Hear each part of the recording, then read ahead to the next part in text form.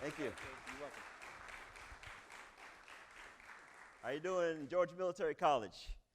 It is, I will say, a couple of times since I've been back, the thing that means the most to me is a couple of times someone said, "Welcome home." And I left high school in 1987 and arrived on this campus not knowing what the future would hold. Some people may say, "Man, you're a general. You made general officer. Did you know back then?" I was just trying to make it through my first semester. I was just trying to get through here, but Georgia Military College turned on something in me that have helped me throughout my life. The first thing it taught me that I could do something, and I know I'm not here to talk about academic endeavors and to talk about leadership, but I will tell you that I was one of the ones. I was kind of always been like an underachiever. I had great potential, but I just didn't know for sure. And I got here and I got my associate degree. And then something inside me said, "Man, you got your associate degree. I could get my bachelor's degree." I kind of had to because I was an ECP. But I went ahead and I got my bachelor's, and the foundation that I had here at Georgia Military College, I can get a master's. I can get my educational specialist, and went on and got my EDD, my education doctorate in education. But all that started with the foundation I have here. So you guys are on the right path to achieve anything you want to achieve. I always say never be limited by where you are in life. Always set goals. And when you set goals, no matter what your condition or circumstances are, you can achieve it. If a guy like me from Ludowici, who knows where Ludowici is?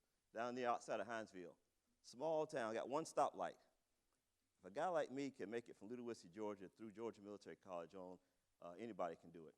There are 3 degrees I have hanging in my office at U.S. Army Pacific. I have my associate degrees from Georgia Military College. Military science and business administration.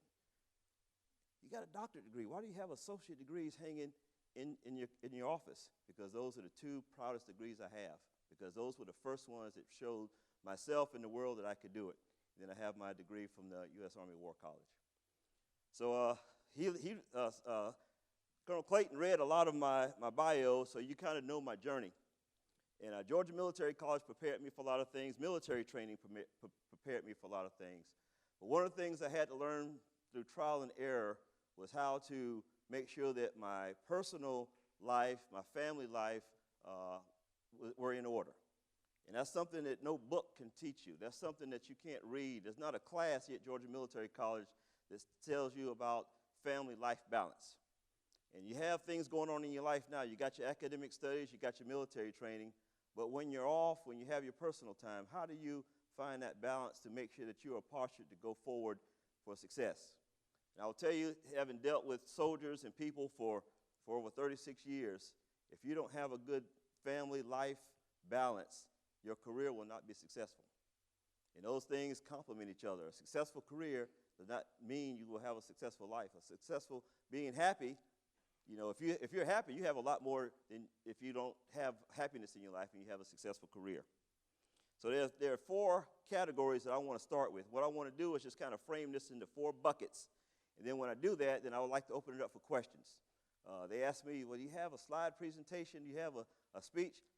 I don't want to do that. I want to come talk to you as a person who sat where you are, 34 years ago, have gone through a life of as a traditional guardsman. When I finished Georgia Southern, I didn't go active duty. I said I want to teach high school. I want to coach baseball and basketball. So I taught school for 5 years.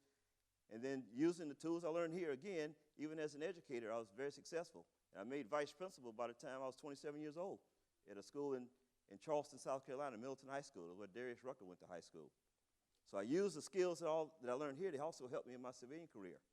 And then after a certain point, in 1998, I came into the AGR program, and then I've served about 25 years on the active side. So the first bucket I want to talk about, there's 4 buckets. The lieutenant years, the times when you don't have a family. You all have finished Georgia Military College. You'll go to your another school or go on and start doing things. And most of us didn't have a family, won't have a family at this young age. Then that takes you about the 1 to 5 year mark as a young officer, a young leader, or as a young person.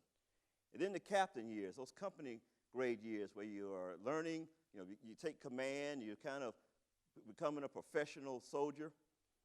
About 7 to 10 year mark, life will start to change for you. Then you go into the field grade years. A lot of times you'll have a family just starting out. You'll start to set your sights on, what is it that you really want to achieve in your military career, how it's developing. You'll take stock of whether you want to continue or you want to get out. Then you have about the 20-year mark where you have to start to make some decisions on whether or not you want to get out, continue to serve, whether or not your family will allow you to continue to serve, and we'll talk about that in a second. And then if you stay past 20 and look into senior leader years. So you want to set yourself up. You want to understand that your life will change through each one of those phases, those times in your life. So we'll talk about, I'll throw some nuggets out there, and then hopefully you'll have some good questions to ask me about how I dealt with, how I navigated, and how I helped other people navigate through those periods of our life. Let's talk about now, up until you become lieutenant, some of you, or you leave Georgia Military College, and you don't have a family, you kind of, you're single, you kind of worry about yourself. The most important thing you need to do when you leave here, though, is you got to finish your bachelor's degree. Whether or not you're a cadet or whether or not you're a student just going here, or if you go into another institution, you must finish your degree, another degree, because this is the foundation. You don't want to let that foundation go to waste. One of the challenges that a lot of people have is they leave Georgia Military College, you got good structure, and you go to another school that's not as structured, and then they kind of fall by the wayside. In fact, we talked about that last night with some of the senior leaders. That number is greater than you would imagine. So don't let the time you spend here go to waste. Go on to another school, finish that degree, and then you can say, I use Georgia Military College as my foundation to get my degree. One of the things you won't really have as a family, you have your focus on your school, you have your focus on yourself. And by that I mean you need to start thinking about productive things you can do to understand who you are, things that give you joy, things that give you fulfillment. And I'm not talking about partying. I'm talking about things that make you feel good, whether it's a hobby, whether it's something that you do with your family, and that's another thing you need to make sure you establish ties because you've been going away at school, your siblings and your parents. Establish those ties and keep those ties strong because later on in life you're going to need them as life changes and life challenges come. You have those experiences and, your family is there. They've been with you your whole life. And then as you get older, you kind of grow away from them. But then you also want to make sure that you have those ties because they are a great resource to you. Again, things that you genuinely enjoy doing. I like fishing. It doesn't take a lot. It doesn't take anything to go out and go to a pond and fish and get your mind together and start thinking about what makes me happy. What do I want to do? What are my goals? You set your goals, and then you start thinking about ways to achieve those goals. So that's kind of how I focused on those first 5 years. I was a young lieutenant in the Field Artillery Regiment, didn't have a family. But one thing I had to realize that even though I didn't have a family, when you start making plans and you start making, thinking about dealing with people in your unit, a lot of the other NCOs and people that are older, even though I was in charge, I was a platoon leader, most of the people in my unit had families. So even though I didn't have one, I had to understand those considerations. And I couldn't just say, mission first. We're always going to do this. And then, sergeants and other subordinates did have families, and that is a consideration. So as you progress and you go into your captain years, you look at becoming a company commander or a battery commander, life changes. Your life will change. More often than not, you start establishing a relationship, probably end up with a spouse, all right? And, spouse may or may not be in the military. But that's a consideration because you know what, when you're newlywed and you want to get started, you want to spend all your time together. But I can tell you as a newlywed captain, M-Day soldier who was teaching high school, coaching baseball, coaching basketball, it's like all that time together started shrinking because I had to go to drill. And I was in the 48th Brigade. 48th Brigade, volunteers out here? Ooh. So y'all know it's not really, sometimes it's not 1 weekend a month. So a lot of times it's more than that. But you think about, you work all week, then you have to get off on Friday, you got to go to drill, and in the Field Artillery Unit, had to go to Fort Stewart, had to draw your weapons, go to the field, shoot missions all weekend, sometimes in the Saturday night, sometimes in the Sunday, come back to home station, turn equipment in. Then you still got to have your training meetings, and you get home late. And then your spouse is there. It's like, well, you've been going all weekend. Well, I'm tired. Life starts to kick in. But you have to make, just like we have to put priority on my military training, you also have to very early on start establishing priorities with your family. Maybe one weekend a month, you have to, maybe a date night. It may be something like that, but you have to do that early on. And a lot of people, including myself, didn't do that very early on. I was hard charging. I was a successful teacher. I was doing all these things, and the family was kind of there. But as you start off relationships, you want to set that tone early. Get that balance, get that routine, set those expectations. You grow professionally and personally. Even though one of the things when I finished my bachelor's degree, what's the last thing you want to do? You want to start school again. It's like, whew, thank the Lord I'm done. But you're never really done. You always want to grow. You want to grow professionally. You want to grow personally. Be a lifelong learner. And if you set that in the balance, you're always growing, you're always developing, that will benefit you greatly. Because what is hard to do is restart. You finish Georgia Military College, you go on to you get your bachelor's degree, and if you stop after that, then eventually, in order to be competitive, you're going to have a master's degree. You're going to have some kind of advanced degree. So little by little, put that in your routine. Put that in that balance. Family, education, military or civilian profession, and always grow. And that way it won't be overwhelming if you find yourself in a crunch where you have to have an advanced degree in order to be competitive. Realize that you'll change. Realize that you will change. One of the things that I experienced and a lot of people experience in relationships is, well, you changed. Even with your family.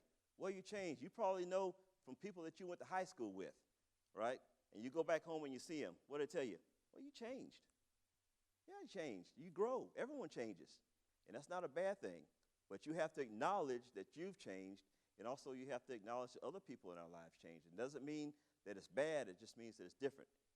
And you leverage that. You leverage those changes for the positive. But don't be ashamed of growing. Don't be ashamed of the changes that you experience here that make you better. And you go back with your old friends and your old people that you used to hang around and try to go back to what you were because you're not, and be that example. But also acknowledge that people in your life have changed also with you being gone. And same with your family. A young spouse, and you guys grow and you're doing all these things and you're going to grow, but you have to, complement each other. Communication skills. I've said over my career that communication is the hardest thing we do. When you experience troubled times in your life, you have to be able to talk to someone. Primarily, you have to be able to talk to your loved ones. You have to be able to, those relationships I said that you have to maintain when you, in those young years, as you become a captain and you start to have a family, don't stop talking. You have to learn how to talk. You have to learn how to listen. That's hard to do, because sometimes someone's talking, you're already thinking about what you're going to say before they finish speaking. So exercise, learn, and practice your listening skills. So then you've had a successful command, whether or not you're active duty or you're traditional. You're starting to look at becoming a field grade officer. And that was one of the proudest moments I ever had when I was a field grade officer. In fact, I was promoted to major the day the war started in Iraq on the way to Najaf in Iraq. And I'm a field grade officer. I put that oak leaf on. And I felt like I was technically and tactically competent. And I was a hard charger, but my life was not in balance. And I was very successful as an officer, but other parts of my life was falling apart. And I had to go back and do a lot of the things that I'm sharing with you all now. I had to re-blue myself. I remember telling my wife I got back to Fort Stewart and I was working hard all the time, and I was just focused, because my goal has always been to make lieutenant colonel. I'm doing great. And she said, well, you're working all the time, you're never home. I used to tell her, I get very bad advice. I said, well, you want to be a major's wife or a colonel's wife? And we kind of chuckled, and that was kind of my mentality. And that was not the right answer. That was not the right answer. But I share that with you to say you can be a hard charger, you can be focused, you can be a good soldier, but also you have to take that time to acknowledge and support the family that helps you do your job, whether or not you're active duty or whether or not you're doing a civilian job. Because when the hard times come, when you have nothing else, you got to have your family there by your side.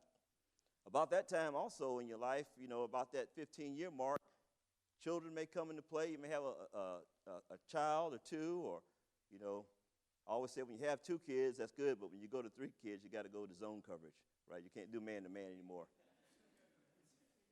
So, but you got to be able to, you have to be able to then add that dynamic. You know, as you're working and your spouse, whether or not she's working or he or she is working or not, you know, then you have to change your priorities. You have to make time to do those birthdays, to do those recitals. You know, the mission always comes first, but at the same time, your family has to feel like they're a priority. Not only have to feel like they're a priority, they have to be a priority.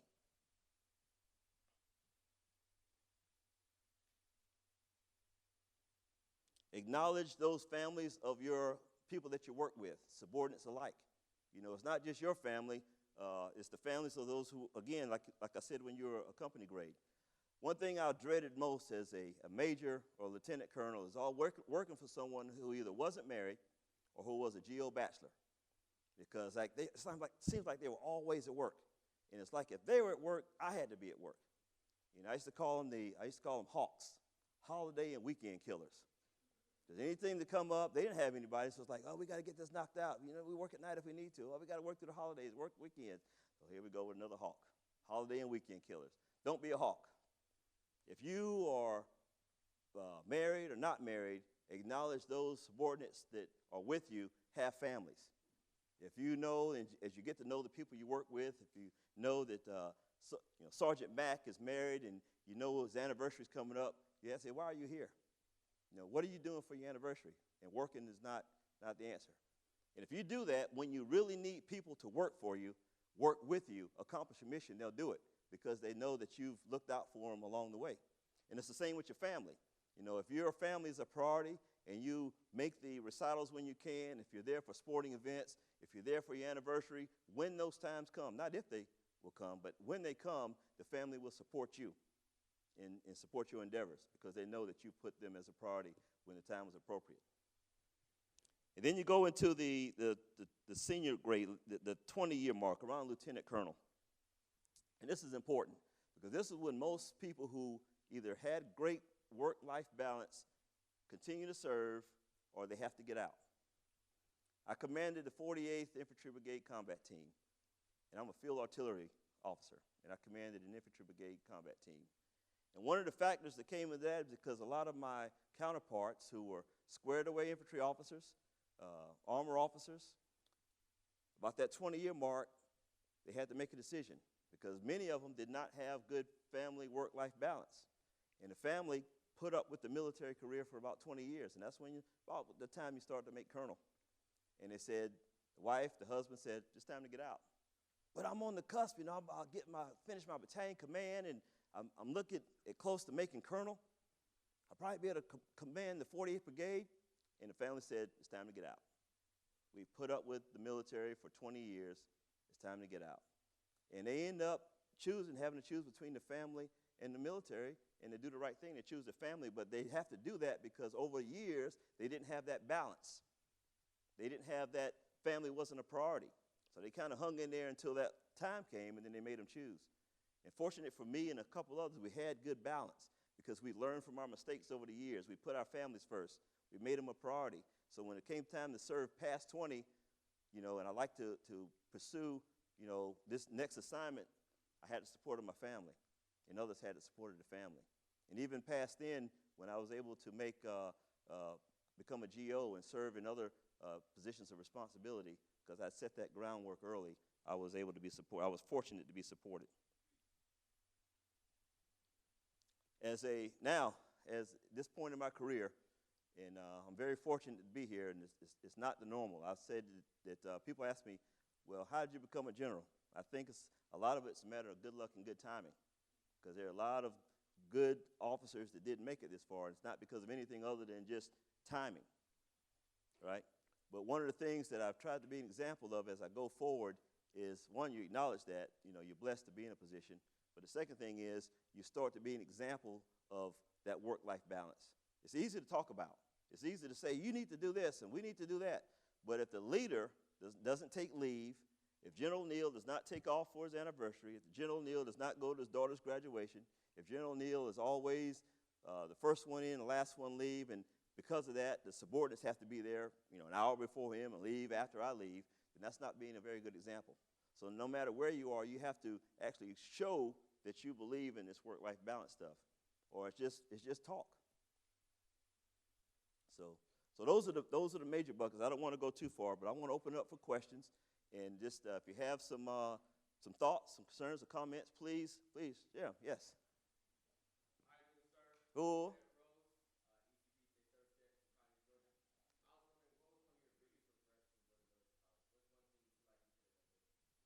One thing I felt like I could have done differently here. I wish that I would probably, I don't know. I don't have many regrets from Georgia Military College.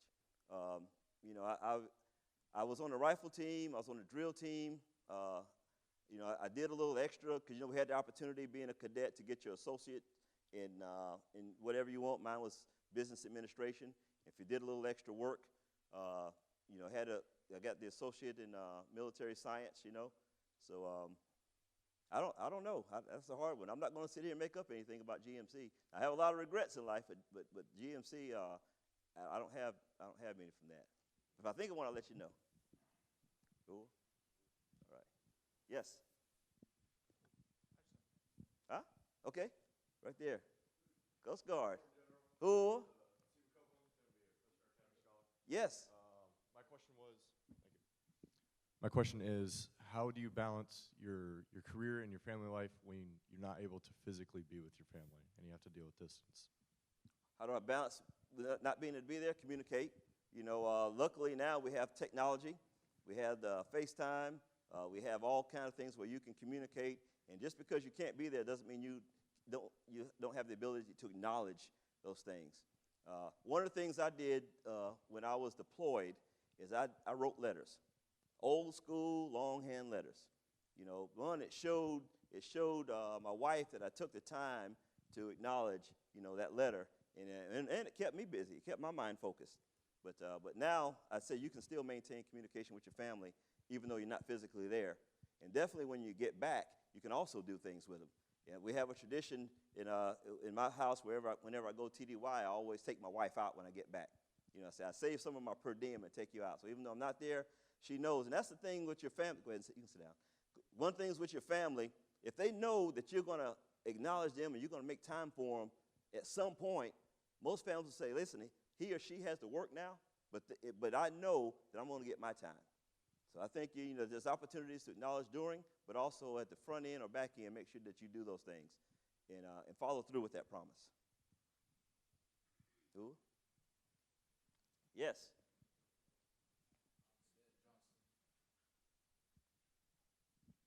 How you doing, Cadet Johnson? I'm Cadet Johnson, sir. State service. Yes. So you said you went to Georgia Southern Yes. as your follow-on. I'm going there as well. I just wanted to ask, how did you like it? I loved it. Georgia Southern's a great college, great small community in Statesboro. In fact, one of the reasons when I left, I wanted to go active duty. I wanted to, but then I was there, finished my degree, taught school there, my first 2 years of teaching in Statesboro. I like to hunt and fish, so all that's down in Statesboro. But also, Statesboro was close to Savannah. You know, you can get to 95, go down to Florida pretty quick, and et cetera. So it was great. But one of the things when you leave here, leave this structure, you got to stay focused when you get to Georgia Southern because it's a college campus. A lot of things going on, a lot of excitement, but don't get lost in that. Are you going to continue with the military, ROTC, or? Yeah, okay, that's very good. And even you're next, but even those of you all who are ECPs or commissioned, you go to other schools, stay involved with the ROTC program. One, it keeps you focused. Stay up on your PT, stay up on your academics, and it'll give you that structure that you can stay focused. Go ahead. Morning, sir. Ooh. My name is Victor Jordan. I'm a civic leader, cadet. I want to ask you, so what challenges did you have, not just here, but at Georgia Southern? What did you do to overcome them? Yes. So as I told you, when I got here, I didn't have very strong academic skills. You know, I wasn't bad. I was kind of like, the average student. I'd say I was a strong C student, maybe B minus, but a C student. And one of the things that I had to really learn is how to study. And that's one thing that Georgia Military College turned on for me. And it was humbling for me when I got here, and I'll share with you, my first semester, I was in a remedial English class. I was like embarrassed, like I know how to read and write, but I didn't understand the academic piece of it. And also what I learned is because I was in a remedial class, you still had to pay for it like a regular class, but you didn't get credit. And I was like, oh, no, this is not going to work. If I'm spending money for college, and I got to take a class I don't get credit for. So what I did is I realized my weakness, and then I focused on it, and it became a strength. And the same at Georgia Southern. So nobody likes math except math majors, right? But in order to graduate, I had to have calculus. And because of that, I had to study. And what I found out, the strange thing, the more I studied, the better I got at it. I got a B in college calculus. I never would have imagined. But if you look back on it, it's like I was weak in it. I had to study it in order to pass it. But once I applied myself, then it became, I won't say a strength, but it became something I knew. So that's the key. So if you have weaknesses here when you start out, the key is, and you might say, well, that's simple. But you actually have to do it. So don't be afraid. Don't say, oh, my God, if I pass calculus, if I don't pass calculus, I won't graduate. No, you put the time in so that you say, after I pass calculus, I'll be good to go for graduation. And that was the biggest thing. And I was very intimidated by it. But then I went on to be an artilleryman, and I was able to do manual gunnery with no problem because I knew that once I applied myself, I could do it. Yes? Up here, and then you next. Morning, sir. I'm Connor Fitzmaurice. I'm a Coast Guard Academy scholar. I'm just curious, you talk about keeping a balanced lifestyle while you're here and yes. Pursuing your career. How did you keep yourself accountable to that? 'Cause, life picks up, you get really busy. How did you set boundaries to make sure you maintain a balance? Here or just in general? Here in general. Yeah. Well, I think the main thing is I talk about establishing goals, and I'm a list person. I like to write things down, and then so I know that if I set goals and try to hold myself accountable, if I haven't done it, then it's evident. You either done it or you haven't. The other thing is, those close ties with family that I talked about, those friends that are doing the same things that you're doing, they will also hold you accountable. You have to surround yourself with people who have the same goals and desires, like goals and desires, not necessarily the same. If you have a goal to, I want to graduate Georgia Military College, and I want to go to another institution, and I want to graduate.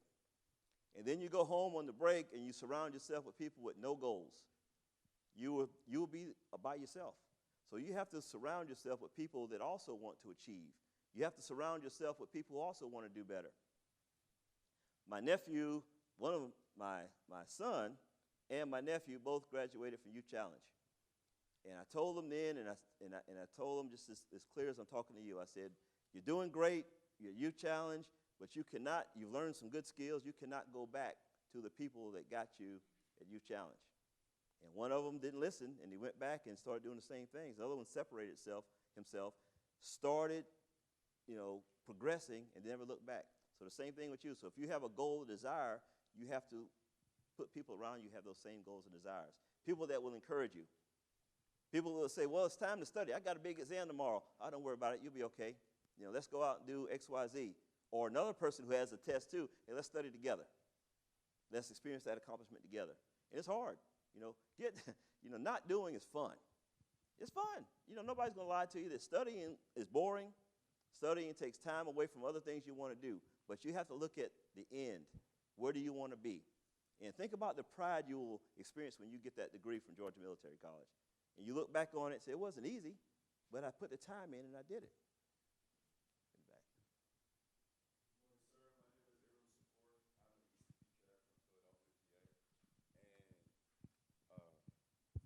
I just wanted to ask you, I know in the Army, this is the most diverse experience I've ever had. Yes. When it comes to the people that are here, yes, that I've met, that I've dealt with. And one thing I want to ask you is that from your time, from when you started here till now in your career, what are some racial issues that you have dealt with, whether directly or indirectly or witnessed, and how have you dealt with them? And how do you think the Army, about how the Army deals with racial issues, and what can they change to going forward from here? First of all, does Philadelphia have a football team? Yes, they do. They have one. Okay, all right. So I spoke last night about diversity, and I have a whole block that I do on it. And one of the things that we don't do a very good job of is talking about and preparing leaders to deal with issues that you will deal with over the course of your career. You know, it's not like, well, maybe you might encounter different things, maybe you won't encounter different things. You will. As a civilian, in the civilian workforce, you will encounter those issues. So how do you prepare yourself for them? Well, as a young person, you start by exposing yourself to different people and different cultures. As a young officer, I always mentor my company grades, and I ask them, I said, well, where do you sit in the chow hall? They kind of look at me like, what do you mean? And then you all know, if you go to the dining facility or you're in the military, you look at the chow hall, what do you have? One group over here sitting together, another group over there sitting together.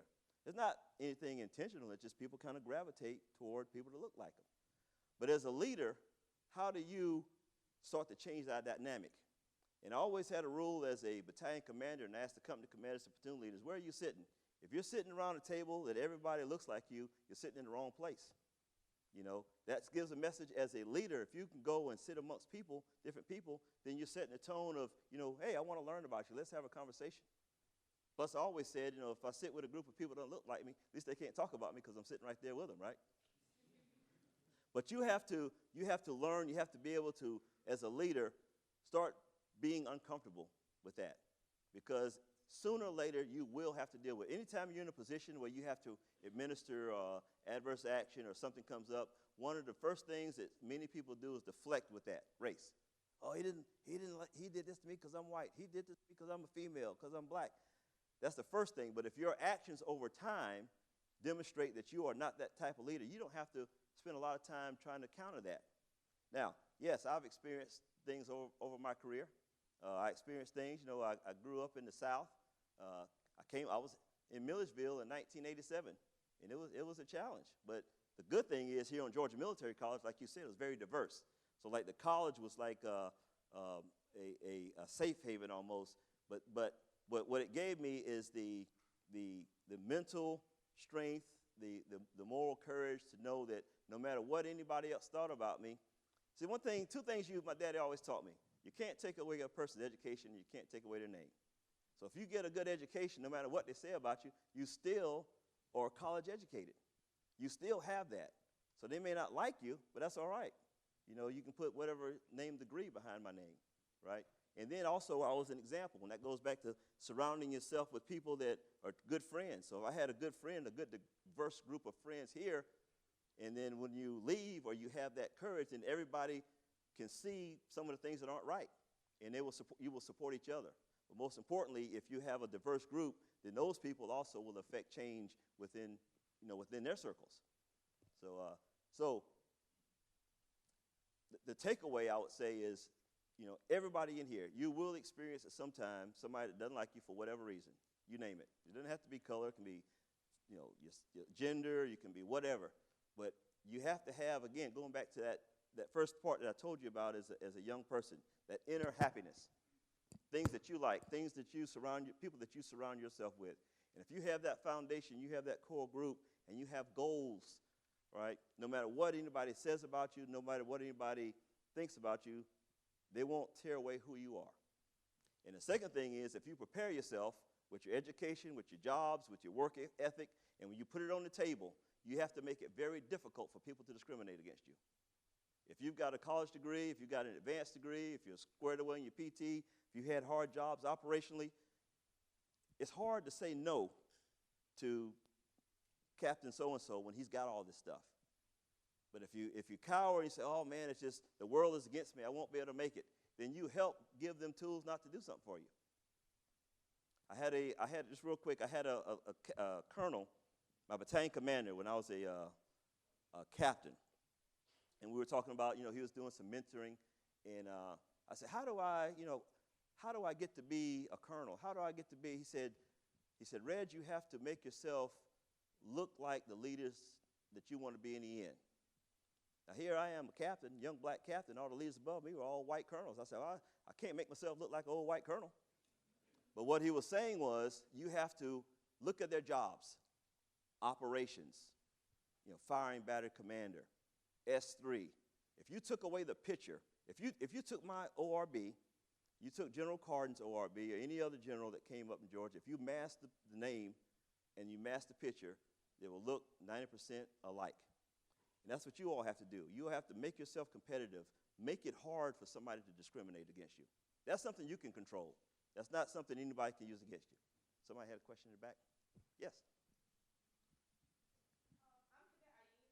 I am a state service and ECP cadet. Yes. I know you talked about finding things that make you feel content and Yes. finding things that brings pure joy to you. Yes. So my question is, what do you do when you don't find joy or contentment in the things that used to bring you joy? So for you, you said you like fishing. Yes. So what do you do when you don't feel joy in fishing anymore?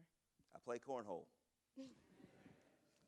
And I make light of it, because you are right. You have to, it's an active thing.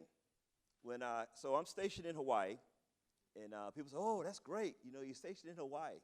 Well, when I got to Hawaii 2 years ago, my mother became very ill, and she passed away. And you talk about in your life not having joy, being sad. You have to realize, I learned, remember that learning phase I told you about? And I learned as a major, and I learned as a lieutenant colonel what depression looks like.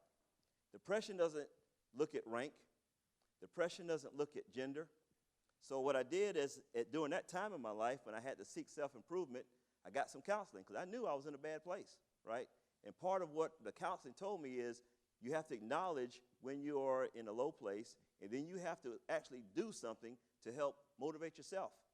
And two things I did. I did PT, and then I started playing cornhole. It's like, man, that's crazy. But I liked it, but it was different. It was different, but I had to find something that I really enjoyed. And I could do that. It wasn't no rank in cornhole. Everybody was the same, right? So it's an active process. You have to, over time, knowing yourself. You guys know, man, I'm just in some people call it a funk. It's depression, right? And then what do you do to motivate yourself to get out of that? Because, again, surrounding yourself with people who, hey, man, you okay? You're not looking quite right. Let's go do something together.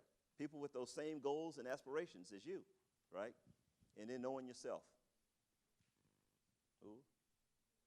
Yes, there you go. Sorry. Hi, I'm Cadet Floyd. I'm an ECP cadet, and I'm from Atlanta, Georgia. I kind of London? have yes, sir. Where's London, Georgia? Atlanta. Oh, Atlanta. Yes, Okay. sir. I'm from Ludwig, so you got to speak slower and you got to use more pictures. I kind of have two questions. Yes. So I'm going to Georgia Southern as well. One of my first questions is, coming from a so structural environment as Georgia Military College, when you move to Georgia Southern, how do you keep the same structure in your daily life? For instance, when you give the example about your math class, what in your mind clicked, okay, I need to start applying myself to get so-and-so and where I want to be in life? And you're an ECP? Yes. So you're going to be a second lieutenant when you go, right? Yes, sir. So one of the things I did, like I said before, I was an ECP, and I was a second lieutenant junior. It wasn't a requirement that I did stuff with ROTC except check in, but I participated in ROTC. I didn't say, well, I'm already commissioned. I don't have to do this. I participated. One, it kept me around people who were military, right?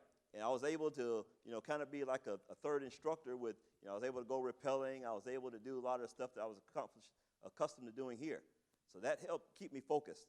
Because if you go to another institution away from the structure, I'm telling you, the temptation is overwhelming. Because nobody's going to, once you pay, think about college, once you pay your money, they don't care whether or not you go to class. You've already paid, right? So I had to keep myself accountable. And one, I did that by surrounding myself with people that look like people in this room, meaning uniform wearers, right? And the second thing is I had that goal I set for myself, and I knew I was going to graduate. I come too far not to graduate. So I knew I had to graduate. And then, but again, the foundation is here. You have to go back to the foundation you've learned here at Georgia Military College. You got the study habits. You have all the tools you need. You just can't put them in a drawer when you leave. They're there for a reason. I used them at Georgia Military College. I said earlier, after I left here, I used them at Georgia Southern. I used the tools I learned here in my civilian profession as a teacher. Is that the second question? Is that both of them? Okay. You can do it. All right. But set that goal, and the bottom line is you're going to leave here saying, I'm going to graduate, and I'm going to build upon that associate degree that I got here. Yes, on the end, and then you. Hello, sir. My name is Stanley Griffin, and I'm an ECP cadet. Yes. My question relates to, it seems like most of your experience, it starts internal, and then you need your external to support it. Like, you need goals, and then you need people around you to help you support Yes. your goals. So how do you spend, or how do you go about the process of spending the time with yourself to understand your goals and what you want? Again, knowing where you are, and also, I talked about changing. And sometimes if you set a goal, and as you grow and develop, your goals may change. They will change. When I was teaching school, I was in the classroom 5 years. I was a vice principal for 2 years. And I was vice principal by the time I was 27. So I was on the path to be a school district superintendent. That's kind of why I started my EDD when I was at the Citadel. And then as I grew militarily, I said, I was in a place, had an opportunity to come into the AGR program. So in 1998, I made a change, right? My goals changed. So I knew I wanted to be a school district superintendent, but also, I was getting ready to be a battery commander in the field artillery, had an opportunity to be a full-time operations officer. So my goals shifted. So at least I was moving forward. And then here I plan to do it like 5 or 6 years, and 25 years later, I'm still in. But thing about an education, I can always go back and utilize my advanced degree in the education field. So remember I said you will change. Remember earlier? You're going to change. Don't feel like, man, I have a goal, and my goal is right there, and if I don't get it, man, I'm a failure. No, you just have to shift your aim point, as we call it, right? But the most important thing is just make progress. If you're making progress, if you shoot for a certain area and you don't get it, at least you're still moving forward. You never go back. Always move forward. But your goals are going to change. You're all 20 years old. You don't really know what you want. And there's nothing wrong with that. You have a goal, but then you have the change. But the thing is, you put the foundations in place so that no matter what you do, you can achieve it. And that foundation is education. Education. Ooh, like you're just dying to ask a question. All right, no. Any others? I think we're getting maybe 2 more questions. Yes. Good morning, sir. Good morning. I'm Cadet Ray. I'm from Atlanta, Georgia as well. And my question is kind of a thinking piece. As you can see, we have a really diverse core of cadets here. Yes. We have cadets from out the country, Nigeria, Ghana. Yes. We have Philadelphia. And even from everybody else, growing up in these towns and these different countries, we have a bit of a homey feeling. I could walk in the local gas station in my neighborhood and see the same person that I've saw for the past 10 years. And I know a lot of people have had that experience. So then when you come into a town like Milledgeville, and everybody, it's a nice hometown feel, and everybody else you see that's integrated in the community, they can walk into the jet down the street and see the same person that they saw for the past 10 Yes. years. So how did you, I don't want to put too old, I don't want to make you too old, in the 1980s in Milledgeville, how did you integrate yourself into the community so you got that hometown feeling as well? Or did you not feel that is necessary? Did you just ride it out and graduate and go to Southern? No. I mean, we went into town, but again, I had my core group of Georgia Military College friends, but it's different, And the good thing is, your experience here will prepare you to do whatever you do in life, because you gotta grow up and leave at some point, right? So you kind of get used to being out of your comfort zone. You have to get comfortable. You have to be comfortable with being uncomfortable. There's a saying, a ship is safe in harbor, but that's not what ships are for. So you got to get out, and you got to become comfortable with being uncomfortable. And that's the thing that I've used in my military career, as well as, I'll tell you, talk about being uncomfortable here. When I was a colonel, I was a brigade commander of the 48th Brigade, and I had an opportunity to go work at the Pentagon in D.C. and talk about, I still have the email where I turned that position down. The email, I call it the email I never sent, because I don't know anybody in D.C. It's very intimidating leaving Georgia, going somewhere, working in a building with the Secretary of Defense and a bunch of generals, and I never sent that email, and that's the best email I never sent. But it goes back to being uncomfortable. You have to be comfortable being uncomfortable. That means you have to put yourself in a position where you're not the best. When y'all left high school, some of y'all are athletes, you were the best, and you came here, and you're with a bunch of college kids. And right here, you get comfortable, but when you go to your 4-year school, you're going to triple that, quadruple that. And you're going to be just a regular fish in the pond, and that's okay. You have to be comfortable with being uncomfortable. It's okay to feel nervous. It's okay to be away from your familiar surroundings. But what you do in that situation is going to separate you from those who cower down and say, oh, I can't do it. I can't go, I can't do it. If I wouldn't have gone to the Pentagon in 2015, probably more than likely I wouldn't be standing here today in my current position.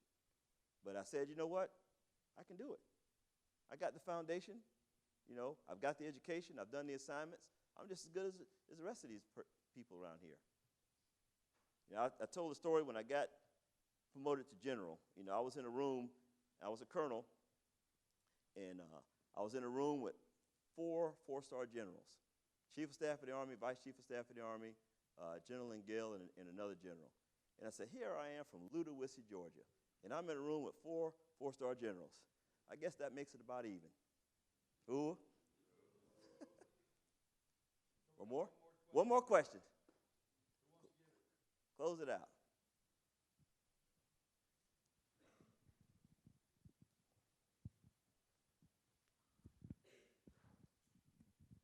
Morning, sir. My name is Lauren Love. I'm a U.S. Coast Guard scholar.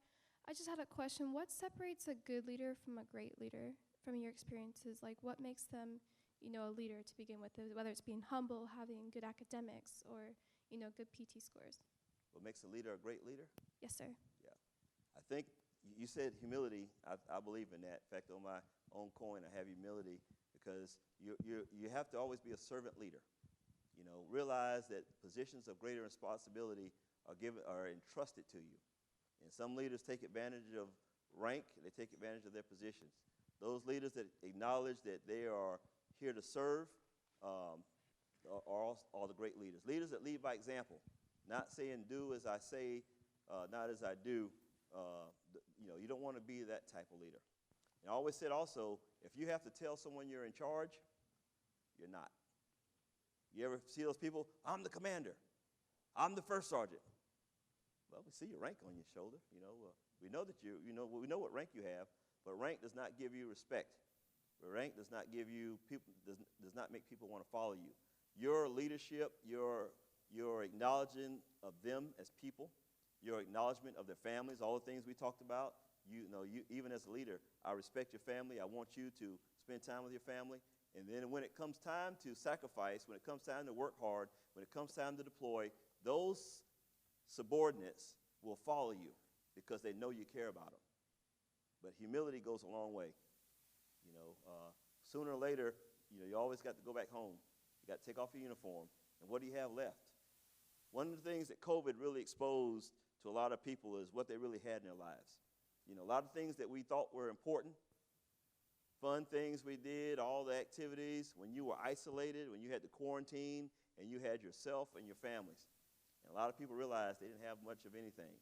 They didn't really have relationships with their families. They couldn't go anywhere, do things, or they didn't have anything fun to do that we talked about. It's like, man, I got nothing.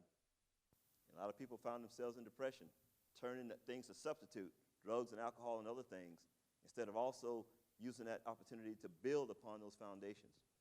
So I hope that answered the question, but the main thing is leaders lead by example, have a level of humility, and care for those who work with you. And I say with you instead of for you. Thank you for the opportunity to speak to you. This means a lot. It means a lot to me.